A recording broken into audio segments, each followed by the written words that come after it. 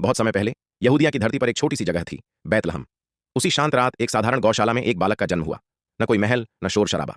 चरवाहों ने आकाश में एक अद्भुत तारा देखा और समझ गए, यह कोई साधारण जन्म नहीं है। उस बालक का नाम रखा गया ईसा।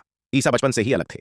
वे प्रश्न पूछते थे, सत्य खोजते थे और लोगों को प्रेम की भाषा समझाते थे। जब वे बड़े हुए तो उन्होंने अपना जीवन लोगों की सेवा को समर्पित कर दिया।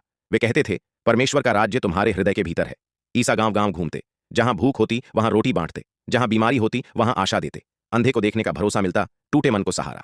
लेकिन उनका सबसे बड़ा चमत्कार यह नहीं था। उनका सबसे बड़ा चमत्कार था क्षमा।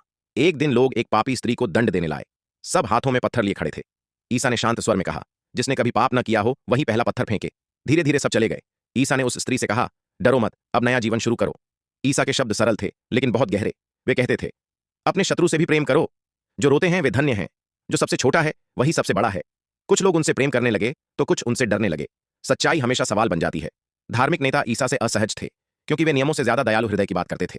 एक दिन ईसा ने अपने शिष्यों के साथ अंतिम भोजन किया। उन्होंने रोटी तोड़ी और कहा, याद रखना, प्रेम बांटते रहना। उनकी आंखों में दुख था पर हृदय में शांति। फिर वह समय आया जब ईसा को पकड़ लिया गया। उन्हें अपमान सहना पड़ा लेकिन उन्होंने कोई बदला नहीं लिया।